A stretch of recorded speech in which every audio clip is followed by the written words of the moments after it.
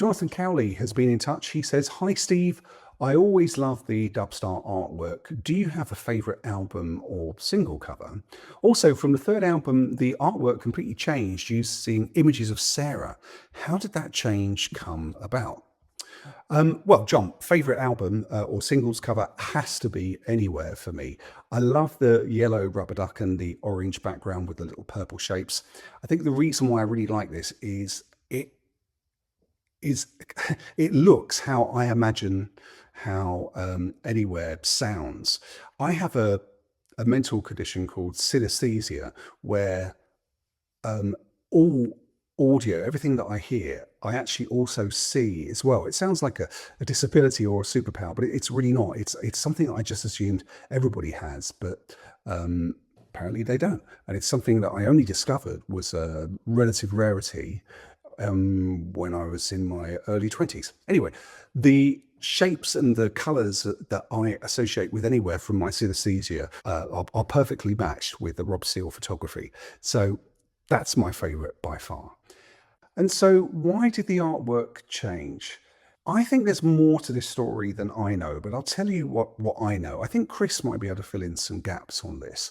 But the first two Dubstar albums were done on the EMI wing of EMI Records.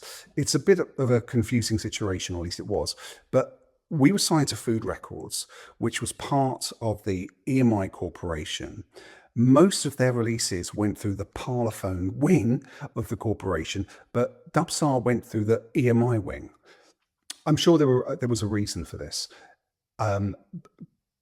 It worked out really well for us. The first two Dubstar albums, we got some fantastic support from EMI, and our product manager, a chap called Aaron Moore, was superb. He was really, he did some amazing work for the band. And so with Aaron doing the product management and Andy at Food Records having a big hand with the artwork, and of course with Rob Steele doing the photography, it was really distinctive. It works perfectly for Dubstar. And so that team survived for the first two albums. Now, for political reasons of which I really don't have the full story, so I'm not going to go into it here, we ended up doing the third Dubstar album on the Parlophone wing of the corporation. So we had a very different team doing the release, at least from the record company side. We were still with Food, and still Andy was still there, but the people at the corporation were completely different. We didn't use Rob for the third album, and I think there was, I don't want to call it pressure, but I think there was an idea that was going around at Parlophone that it would be a good idea to try something new, and something that we hadn't done was to focus on how great Sarah looks, you know, as a start, of course, rather than the I suppose, slightly more esoteric kind of artwork that we've had so far. And although I know Sarah wasn't terribly comfortable with this. I mean, Sarah's quite self-conscious, but I think a compelling enough reason to try this was made. And then we did a whole load of photo shoots, or at least Sarah did, and it ended up being used as the album artwork.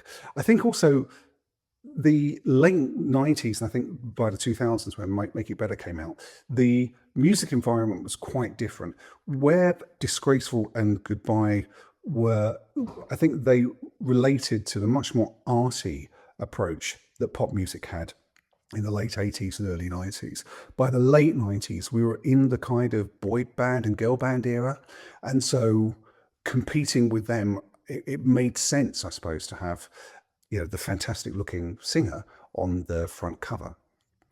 I have to admit, I don't like that approach. I don't really like the Make It Better artwork. Although Sarah looks great, there's no question of that. I just know that I much prefer to see a artistic representation of an act rather than a literal, if you know what I mean, or photographic depiction of an act. I think most of the time it doesn't really add anything to the music. It might give you a better sense of the characters involved, but you could find that out some other way. You know, even in the 90s and early noughties, you could read an interview with a band and you can see photographs pretty much anywhere you wanted of the bands that you liked. And of course today it's all about photography pretty much. Yeah, I think it was a bit of a shame, but you know, it is what it is. Sorry, I hate that phrase, and I've just said it. I'm not going to edit it out either.